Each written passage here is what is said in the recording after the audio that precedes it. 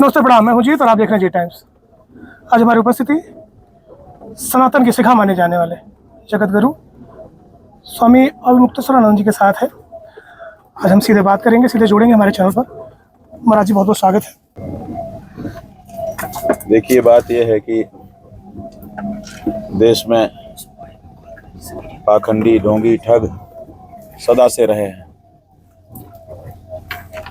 ये इस 21वीं सदी के बड़े ठग हैं कि इन्होंने केवल किसी व्यक्ति को, किसी गांव को नहीं ठगा, पूरे देश को ठग लिया। ऐसा रूप जाल बना के आए कि लगा कि ये तो बहुत बड़े हिंदू हैं, अगर ये आ गए तब तो हिंदुओं का काम ही सब बन जाएगा।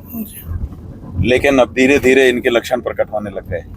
अब पता चल रहा है कि हिंदुओं से इन्होंने बहुत बड़ा छल किया और हिंदुओं के जो प्रतीक थे उनके बारे में लच्छेदारी बातें कहीं, लेकिन जब उनकी रक्षा का प्रश्न आया तो ये रक्षक नहीं बल्कि भक्षक सिद्ध हो गए। राम राम कहते रहे। पुराने जमाने में हमारे बुजुर्गों ने कहावत बनाई थी कि राम नाम जपना पराया माल अपना। आज एकदम अक्षरशः सत्य सिद्ध हो रही है इनके द्वारा।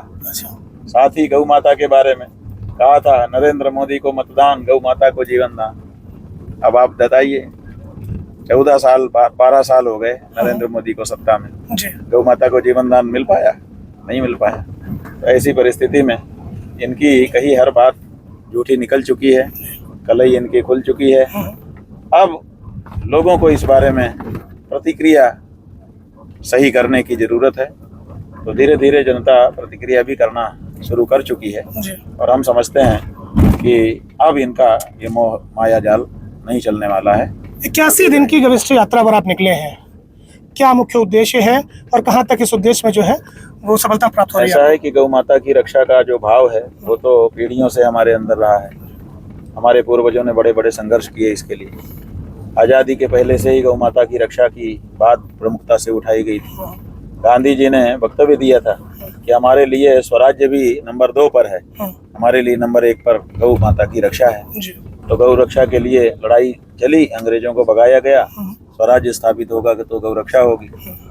अब आप देखिए, 78 साल बीत गए आज़ादी के, कोई पार्टी और कोई नेता ऐसा नहीं निकला जिसने हम 100 करोड़ से ज़्यादा सनातनियों की भावनाओं को आदर दिया। तो इसीलिए हमको लगा कि पार्टियों और नेताओं से अपेक्षा करने की बजाय सीधे मतदाताओं के पास चला जाए और मतदाताओं को प्रेरित किया जाए कि आप दूसरे मुद्दों को एक बार छोड़ दीजिए, अपनी गौ माता की रक्षा के लिए वोट करिए।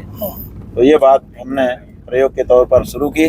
हम देख रहे हैं कि जनता इस बात को समझ रही है और बड़ी तेजी से इस बात का संकल्प ले रही है कि आने वाले विधानसभा चुनाव में हम गौ माता की रक्षा के लिए ही वोट करेंगे। अगर ये संख्या बढ़ जाती है तो स्वाभाविक है कि फिर पार्टियों को इस बारे में गहराई से सोचना होगा और या तो गौ माता के पक्ष में आकर के गौ रक्षा करने का वचन देते हुए और अपना आचरण सुधारना होगा, और नहीं तो फिर इतिहास के गाल में समा जाना होगा। लगातार आप लोगों से मिल रहे हैं, लोगों से बात कर रहे हैं, लेकिन कहीं भी ये स्पष्ट नहीं हो रहा कि कौन सी पार्टी गौरक्षक है। जो गौरक्षक बनकर आई उसने गौ सेवा नहीं की, ऐसा आपका मानना है? तो ऐसे में किसी पार्टी की तरफ कोई इंडिकेशन या कोई ऐसे नेता, हाल ही में आपसे सपा सुप्रीमो भी मुलाकात करके गए हैं, तो कोई ऐसा इंडिकेशन आपके द्वारा कि आपके जो मानने वाले हैं वो किस दशा में, किस ओर जाएं? ऐसा है कि भारतीय जनता पार्टी इस समय सत्ता में है। वो गौ माता की रक्षा का वचन दे करके ही हमारा वोट लेकर सत्ता में आई। उसने गौ रक्षा नहीं की, ये तय हो गया। 12 साल से केंद्र में, 9 साल से उत्तर प्रदेश में एक साथ रहते हुए भी उन्होंने गौ रक्षा के बारे में सही कदम नहीं उठाया। ये तय हो गया कि वो गौ रक्षक नहीं है। उनको अंतिम मौका है, अभी 6-8 महीना है। अगर हम लोगों ने कहा है कि अगर अभी भी आप अपने अंदर सुधार करें, परिष्कार करें, तो विचार किया जा सकता है, अन्यथा आप रिजेक्टेड हो रहे हो। जहाँ तक दूसरी पार्टियों की बात आपने कही, तो दूसरी पार्टियों को इस मामले में रिजेक्ट करके ही तो हमने भाजपा को चुना था। ये जो पार्टियां हैं ये सब तो पहले से है ना, कांग्रेस पहले से है, समाजवादी पहले से है, और भी दूसरी पार्टियां पहले से हैं। तो इनको रिजेक्ट करके ही तो हम लोगों ने भाजपा को चुना था। सही है। तो जब ये पहले से रिजेक्टेड है और इन्होंने भी कुछ अभी तक बदलाव नहीं किया, अभी तक इन्होंने भी गौ माता के बारे में क्या खुल करके कहा और क्या करके दिखाया, तो इसलिए अभी इनके बारे में भी हम कुछ नहीं कह सकते हैं। अभी तो हम मतदाता तैयार कर रहे हैं। मतदाता जब हमारे 50 लाख 1 करोड़ कैडर बन जाएगा कि गौ माता की रक्षा के लिए ही वोट देना, तब वो फर्क डालने लगेगा। तब वो इतना दबाव डालने में समर्थ हो जाएगा कि पार्टियों को इस बारे में कुछ ना कुछ बोलना पड़ेगा। तो हम उसकी प्रतीक्षा कर रहे हैं। इसलिए आज की तिथि में अगर आप हमसे पूछेंगे कि चलो इनको नहीं देते हैं तो किसको दे दें, तो हम कुछ नहीं बता पाएंगे। क्यों? क्योंकि अभी मौका दिया गया है जो पार्टी सुधार मेरा प्रश्न ये भी था कि सपा सुप्रीमो की तरफ से कहीं अखिलेश यादव आपसे मिले, उनकी तरफ से कोई आपको आश्वासन मिला हो कि हम सत्ता में आएंगे? ऐसा है कि सपा के जो अध्यक्ष हैं अखिलेश जी, वो हमसे 2 बार मिल चुके हैं। एक बार 11 मार्च को जब हम लखनऊ गए थे तब मिले थे, और एक बार अभी जब हम लखनऊ इसी गविष्ठी यात्रा के क्रम में गए तब मिले। उन्होंने कहा कि आप हमारे लखनऊ में आए, हम लखनऊ में रहते हैं तो हम दर्शन करने आए हैं। तो हमको लगा कि भाई ठीक है, हिंदू लोग तो जब भी आचार्य आते हैं तो उनका दर्शन करने आते ही हैं। तो उन्होंने एक शिष्टाचार का निर्वाह किया और दर्शन का पुण्य प्राप्त किया। उन्होंने हमसे कहा आशीर्वाद दीजिए। हमने कहा व्यक्तिगत आशीर्वाद खूब है आपको, लेकिन जहाँ तक पार्टी की बात है तो वो तो हमारा सिद्धांत है कि जब तक स्पष्ट प्रस्ताव आपकी पार्टी में नहीं होता है गाय माता के बारे में, ऐसा प्रस्ताव जिससे हमको एकदम पक्की प्रतीति हो जाए, तब तक हम पार्टी के रूप में कैसे आपके लिए कुछ कह सकते हैं। अच्छा। तो अभी उन्होंने कहा है मैं पार्टी में बात कर रहा हूँ, करेंगे अध्यक्ष तो वो स्वयं है, जब वो करेंगे तभी तो हम भी कुछ कह पाएंगे, नहीं तो हम नहीं कह पाएंगे। अच्छा। हमारा जो है बहुत साफ है कि जो गौ माता का है वही हमारा है। अच्छा, मान लीजिए महाराज जी, भारतीय जनता पार्टी आपके पास कोई प्रतिनिधिमंडल भेजती है जिसमें ये माना जाता है कि हम ठीक है ऐसे कानून बनाएंगे जैसा आप चाहते हैं, तब क्या होगा? बनाएंगे नहीं, बना के आए। अच्छा, बना के आए? बना के आए जी।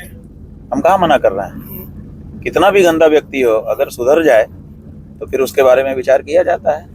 ये भी माना जाता है कि आज अखिलेश यादव आपके बगल में आकर बैठ रहे हैं, आपसे लगातार आशीर्वाद ले रहे हैं।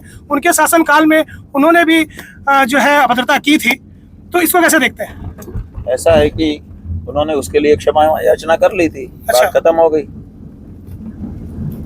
हमने अखिलेश यादव जी हमारे पास आके बैठ रहे हैं, आप ये उल्लेख कर रहे हैं जी। हमने आदित्यनाथ को मना किया है, हमने दूसरे लोगों को मना किया है कि आप मत आइए। वो आ रहे हैं, वो नहीं आ रहे हैं, तो ये तो उनको तय करना है ना कि किसको क्या करना है, किसको नहीं करना है। जी। और हमारे पास आने की जरूरत क्या है? आप गाय के बारे में कर दीजिए, हमारे पास मत आइए। अगर गाय के बारे में आप कर देंगे और हमको आप गाली भी देंगे तब भी हम आपकी प्रशंसा करेंगे, क्योंकि हमें तो गौ माता के बारे में बात चाहिए। हमारे साथ आप क्या व्यवहार कर रहे हैं ये हमारे लिए मायने ज्यादा नहीं रखता है। गौ माता के प्रति आपका क्या व्यवहार है ये हमारे लिए मायने रखता है। जनता का एक सवाल था मुझसे, जब उनको पता चला कि मैं इंटरव्यू आपका करने वाला हूं आज, तो लोगों ने मुझसे पूछा कि आप स्वामी जी से ये जरूर पूछ लीजिएगा कि पहले के जमाने में कोई बुरा कार्य होता था, कोई अनीति होती थी, कोई अधर्म होता था, तो जो भी हमारे साधु संत थे वो अनुष्ठान करते थे, वो यज्ञ करते थे। राम मंदिर का जो मामला है वो भी लगभग पाप ही है, और ऐसे पाप को विखंडित करने के लिए आप क्या किसी यज्ञ का आयोजन करेंगे? ऐसा है कि गौ माता की रक्षा के लिए हम पहले से ही यज्ञ शुरू कर चुके हैं। अच्छा। 33 करोड़ देवताओं को जो गौ माता में विराजमान है उनको जगाने के लिए 33 कोटि आहुति का यज्ञ हमने शुरू कर दिया है। 6.5 करोड़ आहुतियां अभी तक हो चुकी हैं और उसकी श्रृंखला हम निरंतर बढ़ा रहे हैं। हमारा यज्ञ निरंतर चल रहा है और 33 कोटि आहुति तो हमको देना ही है ताकि हर देवता जागृत हो जाए, और जैसे जैसे देवता जागृत होंगी फर्क पड़ेगा। तो ये तो हमारा काम है, हम कर रहे हैं। महाराज जी, राम मंदिर चंदा चोरी जो है पूरे विश्व में जो है इसकी जहाँ वहाँ भर्त्सना हो रही है, आप कैसे देख रहे हैं इस पूरे प्रकरण को? बात यह है कि भर्त्सना करना एक अलग बात है। देखिए, गड़बड़ी हो गई, भर्त्सना करेंगे, करिए, करना ही चाहिए। गलत चीज को तो प्रशंसा तो नहीं की जा सकती है, लेकिन सबसे जरूरी चीज जो है, देखिए लोग कह रहे हैं छोटी मछली बड़ी मछली, ये गिरफ्तार वो गिरफ्तार। हमारा मानना थोड़ा अलग है। हमारा मानना यह है कि छोटी मछली को बड़ी मछली को आप सजा देना, बाद में दे देना, देना दे हो देना, ना देना हो ना देना। लेकिन अगर वहां पर गड़बड़ करने वाले लोग घुस गए थे तो कम से कम उनको निकाल के बाहर करके उस मंदिर को पवित्र, परिसर को तो पवित्र बनाओ। जब ये ट्रस्ट भ्रष्ट हो गया तो इस ट्रस्ट को भंग किया जाना चाहिए और वहां पर ऐसे लोगों को नियुक्त किया जाना चाहिए जिनका विश्वास जनता में आज भी बरकरार है। ये काम नहीं हो रहा है। अच्छा। यही ट्रस्ट फिर से लीपापोती करके जहाँ का तहाँ बना हुआ है। तो देखिए, एक गांव में लोग कुआं बना करके पानी पीते थे और फिर कुएं के पानी में दुर्गंध आने लगी, तो बड़े परेशान हुए, पानी पिया नहीं जाता था। तो एक महात्मा जी रहते थे उस गांव, उनके पास गए, कहा महाराज जी हमारे कुएं में बड़ी दिक्कत हो रही है, पानी दुर्गंध मारने लगा है। तो उन्होंने कहा भाई चलो देखते हैं। गए, देखा, ध्यान से देखा तो पता चला कि एक बिल्ली मरी पड़ी हुई है और वो सड़ रही है, इसीलिए सड़ांध उसकी पानी में फैल गई है।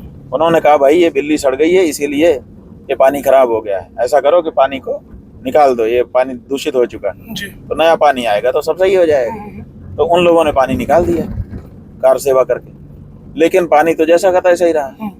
तो फिर उस महात्मा जी के पास आए, बोले महाराज जी पानी तो वैसा का वैसा ही है, आपने जैसा कहा हमने सारा पानी निकाल दिया, फिर से नया पानी आया लेकिन वो भी वैसे ही दुर्गंध युक्त है, दूषित है।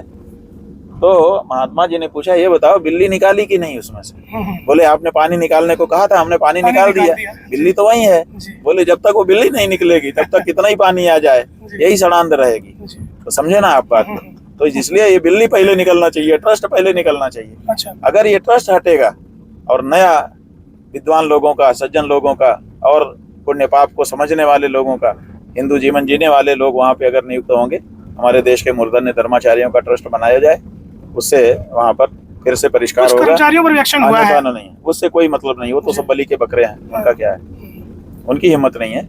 जहाँ 400 छोटा सा परिसर है, 400 प्राइवेट पुलिस है वहाँ पर, प्रदेश की पुलिस अलग है, केंद्र की कई एजेंसियां हैं पुलिस की अलग अलग, वो भी सब की टुकड़ियां हैं। सीसीटीवी का जाल बिछा हुआ है, 600-700 सीसीटीवी है, वीआईपी का हर समय आना जाना है। लगभग 1600 से ज्यादा कैमरे हैं। नहीं बताइए, 1600, हम तो 600 कह रहे हैं। जी। 1600 से ज्यादा कैमरे, उसमें कोई व्यक्ति चोरी कर सकता है जब तक उसको ऊपर के लोगों की सह न हो, कैसे माना जा सकता है? अभी तत्कालीन जो परिस्थिति बनी हुई है, कल एक बयान आता है परसों मुख्यमंत्री जी का कि सीढ़ी पर, हनुमानगढ़ी की सीढ़ी पर नमाज पढ़ाई गई थी किसी समय, जबकि उन्हीं के पार्टी के एक शीर्ष नेता ने ये कहा कि ऐसा कभी नहीं हुआ था। इस पूरे वाकये को कैसे देखते हैं आप?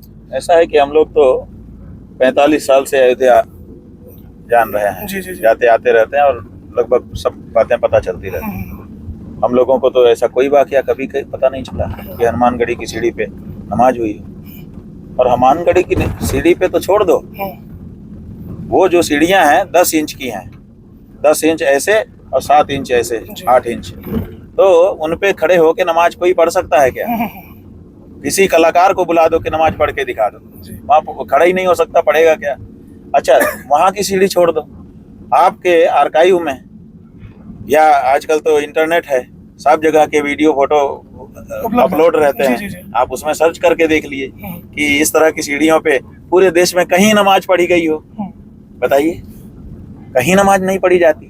तो जब कहीं सीढ़ियों पे नमाज पढ़ी ही नहीं गई तो ये व्यक्ति झूठ बोल करके अपनी प्रतिष्ठा ही तो गिरा रहा है और क्या कर रहा है। असल बात यह है कि इन्होंने जब ये पहली बार गए थे चोरी के बाद, तो तेवर दिखाते हुए कहा कि मैंने SIT गठन कर दी है, अब दूध का दूध और पानी का पानी हो जाएगा। तो जब, और वो भी इतने दिन में हो जाएगा, लेकिन 1.5 महीना हो गया, कुछ नहीं हुआ। तो जब ये अब की बार अयोध्या गए तो लोगों ने तय कर रखा था कि इनसे पूछेंगे कि दूध का दूध और पानी का पानी कहाँ है। होना ये चाहिए था कि ये 2 कांच के बर्तन, जग अपने हाथ में लेते, एक में दूध रहता है एक में पानी, और यूं दिखाते कि देखो भाई हमने ये दूध का दूध और ये पानी का पानी कर दिया है। लोग ये अपेक्षा कर रहे थे कि आ रहे हैं तो दूध का दूध पानी का पानी दिखा देंगे, लेकिन वो तो था नहीं इनके पास, लीपापोती पे लगे हुए हैं। तो इन्होंने सोचा कि क्या करें, कैसे बचें, तो इन्होंने रास्ते में ही गढ़ लिया, राजनीतिज्ञ होने के कारण, कि वहां जाएंगे, नमाज पढ़ने की बात कहेंगे, सब लोगों का ध्यान उधर चला जाएगा और हमारे दूध का दूध पानी वाला सवाल कोई पूछेगा ही नहीं, तो हम बच जाएंगे। तो ये लीपापोती करने, इसी से सिद्ध होता है कि उत्तर प्रदेश का मुख्यमंत्री भी लीपापोती में लगा हुआ है। अन्यथा जिस समय ये प्रश्न मौजूद था कि ये चोरी किसने की, क्यों की, आदि आदि, उस समय वो इस तरह के राजनीतिक सवाल ना उछालता। सोनम वांगचुक पिछले 18 दिन से धरने पर बैठे हुए थे दिल्ली के जंतर मंतर पर। आज सवेरे अचानक सादी वर्दी में पुलिस जाती है और उनको वहां से उठा लेती है, उनके अनशन पर ब्रेक लग जाता है। कैसे देखते हैं पूरे प्रकरण को? ऐसा है कि अनशन पर ब्रेक नहीं लगा, ये जो पुलिस है ये इसलिए गई क्योंकि राज्य की ये जिम्मेदारी है कि कोई व्यक्ति भूखा नहीं मरना चाहिए। अच्छा। हाँ, तो अब वो उनको बलपूर्वक ले जाएंगे और बलपूर्वक उनको ड्रिप वगैरह लगा के उनके प्राणों की रक्षा करेंगे। जी। लेकिन बलपूर्वक जो कार्य किए जाते हैं वो न किए के बराबर होते हैं, इसलिए उनका अनशन जारी ही है। हम तो यही मानते हैं। एक और दूसरे उनके उठा लिए जाते ही दूसरा व्यक्ति बैठ गया, वहां पर अनशन कंटिन्यू है। तो इनको जो जवाब देना है देश को कि अगर आपके शिक्षा नीति के कारण, आपकी लापरवाही के कारण, पेपर लीक के कारण अगर लड़कों ने आत्महत्या की जिनकी संख्या 5-7 से ज्यादा हो चुकी है, तो उसका जिम्मेदार कौन है? कोई तो जिम्मेदारी ले। तो क्या जिम्मेदार सरकार को नहीं होना चाहिए? तो उन्होंने बिल्कुल सही मुद्दा उठाया है। हमको उनके मुद्दे में बिल्कुल दम दिखाई देता है कि जवाबदेही तो तय होनी ही चाहिए। इस देश में वित्त मंत्रियों के यहाँ घोटाला हुआ तो वित्त मंत्रियों ने इस्तीफा दे दिया। रेल टकरा गई, पटरी से उखड़ गए, कुछ लोगों की मृत्यु हो गई तो रेल मंत्री ने इस्तीफा दे दिया। रेल मंत्री भी तो कह सकता था हम थोड़े रेल चला रहे थे, वो तो ड्राइवर चला रहा था, ड्राइवर की गलती है। लेकिन ऐसा नहीं है।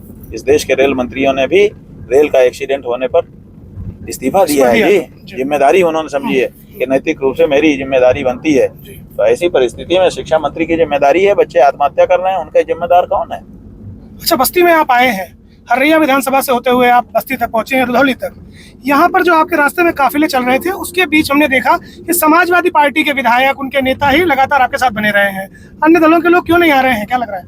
ऐसा है कि जिसमें श्रद्धा होगी वही तो आएगा। जो गौ माता को माता मानता होगा और समझता होगा कि इस तरह की मुहिम को सपोर्ट करना चाहिए वही आएगा। हम तो यही तो देख रहे हैं बैठ करके कि कौन आ रहा है, किसके मन में भावना है।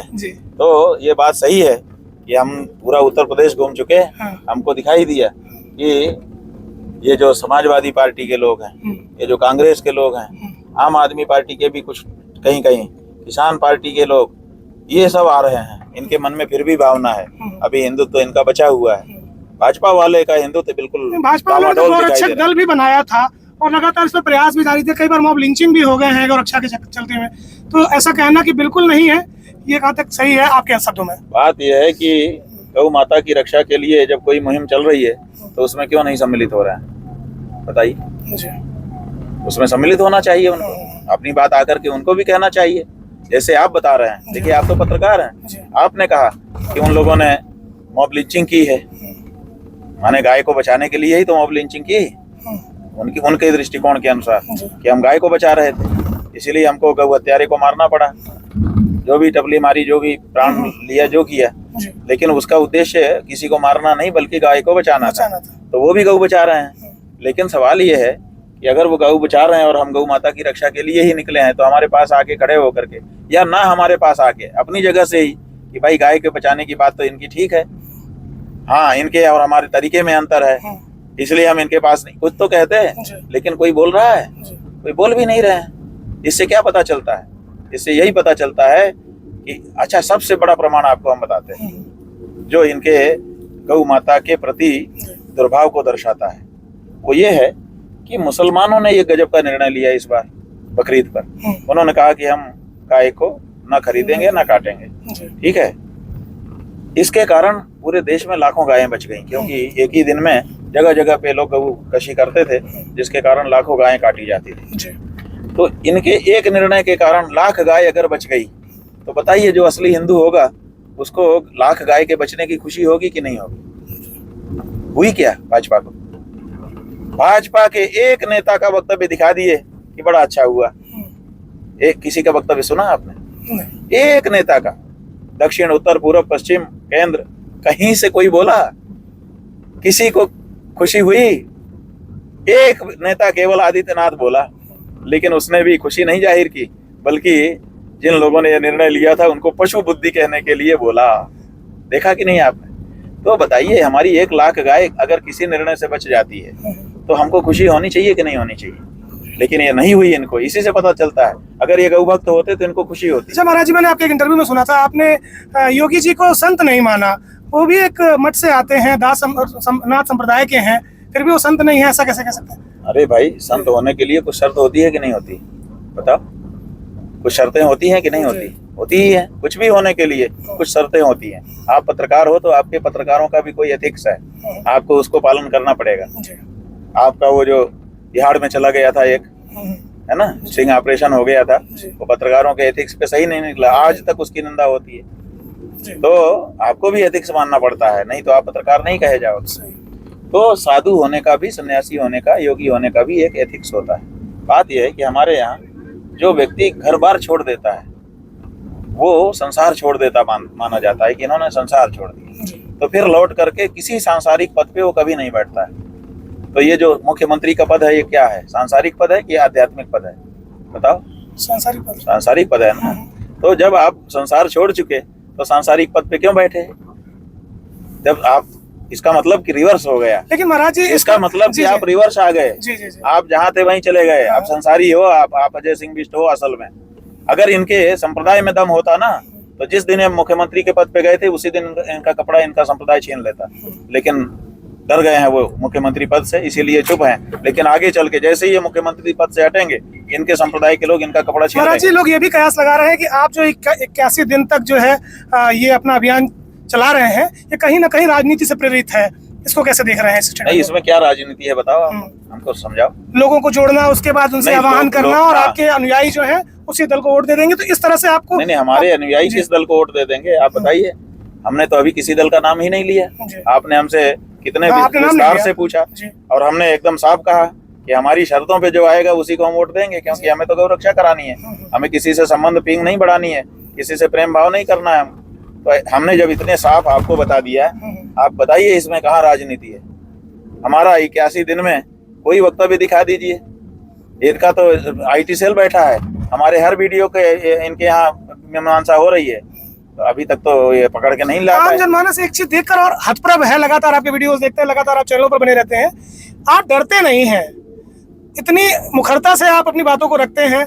जहां तक अभी देखा जाए तो काफी लोग मुंह पर ताले लगा चुके हैं। बड़े बड़े लोगों ने कह दिया है कि हम बता तो सकते हैं लेकिन बताएंगे। अभी कुछ दिन पहले ही आपने देखा होगा, एक बाबा है जो चिट्ठी लिखते हैं, उन्होंने कहा है कि अगर हमें पता तो बहुत कुछ है लेकिन अगर हम चिट्ठी बना देंगे तो हमारे लिए दिक्कत हो जाएगी। तो वो डर गए, अन्य भी डर गए, आप क्यों नहीं डर रहे? बात यह है कि जिसके पास कुछ होता है वो डरता है कि मेरा घर बुलडोजर चल जाएगा, मेरे ईडी आकर के मेरे फाइल देखने लगेगी, हाँ मेरी अमुक कमी है वो उजागर हो जाएगी। तो हमने भगवान की दया से ऐसा कुछ रखा ही नहीं है। हमारे पास कोई संपत्ति नहीं है कि जिसके बारे में हमको डर हो। हमने कोई गलत हिसाब नहीं लिखा है और हमने अपने चरित्र को भी गुरुओं के आदेश से अच्छा ही रखा। तो हमारे पास कुछ ऐसा नहीं है जिसके कारण हमको डरना पड़े, इसलिए हम नहीं डर रहे हैं। बताइए, अगर वो पर्ची निकाल देंगे बाबा जी, क्या कर लेगा कोई? यही करेगा ना कि घर मकान पे बुलडोजर चला देगा।